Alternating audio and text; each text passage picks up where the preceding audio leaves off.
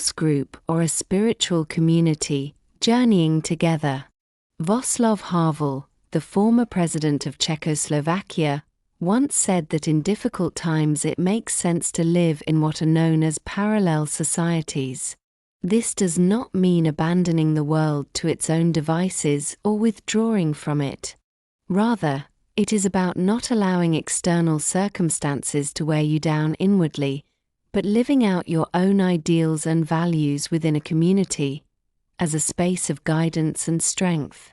Jesus himself also lived in a close-knit community. He gathered people around him who journeyed together, who shared, asked questions, and grew together. Yet even this community was not without its challenges. One betrayed him, others let him down. It is precisely in this human imperfection, however, that potential lies. It provides scope for growth, forgiveness, and maturation, for each individual and for the community as a whole. The Gospel of the Holy 12 is devoted at length to these communities, their structures, and their inner nature. Jesus himself said, "Where 2 or 3 are gathered in my name, there am I in their midst."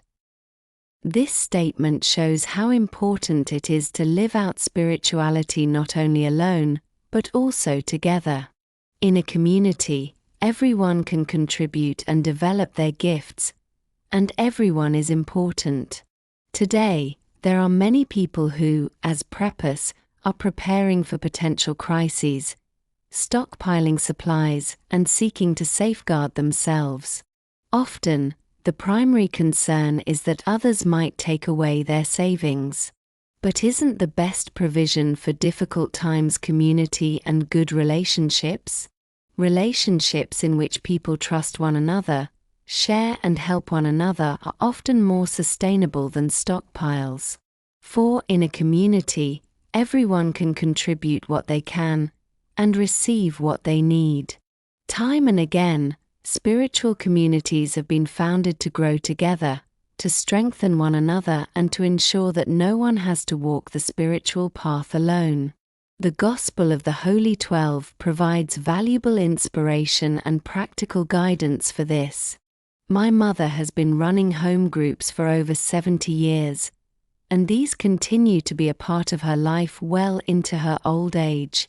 It is precisely these social relationships and her spiritual life that keep her life colorful and vibrant, leaving her no time to watch television. Many people are interested in spirituality but no longer feel understood within the traditional church. When talking to others, they often realize that others feel the same way. They share similar questions, longings, and experiences. Contemporary spiritual masters are now conveying a new form of spirituality that has often not yet found its way into the church. This was one of the reasons for founding our own spiritual group, a space where we can journey together. Another aim was to cultivate a healthy culture of dialogue, one centered not on monologues, but on genuine exchange and mutual listening. This is how we organize our meetings. We meet regularly, and everyone brings something, be it a topic, something to eat or drink. After an initial informal chat, we go round the circle, during which everyone can share whatever is on their mind at that moment. No one is interrupted. Everyone is allowed to express themselves at their own pace and is listened to. We then bring whatever is on our minds into our prayers. This is followed by a time of silence to find inner peace and open ourselves up to what wishes to emerge within us and between us. Afterwards, we enjoy a wonderful, varied meal together and then turn our attention to the evening's topic. Someone offers a reflection or gives a short talk, often on spiritual topics, but also on healing or deepening our shared journey. These reflections give rise to lively discussions, questions, and a shared learning experience. To round off the evening, we sing spiritual songs together and let the evening draw to a close with further conversation. It is a special time every time, a chance to recharge the heart and mind, an experience of connectedness and a source of strength for everyday life. In spiritual communities, people meet on equal terms. Everyone is accepted just as they are. At least, that has been my own experience.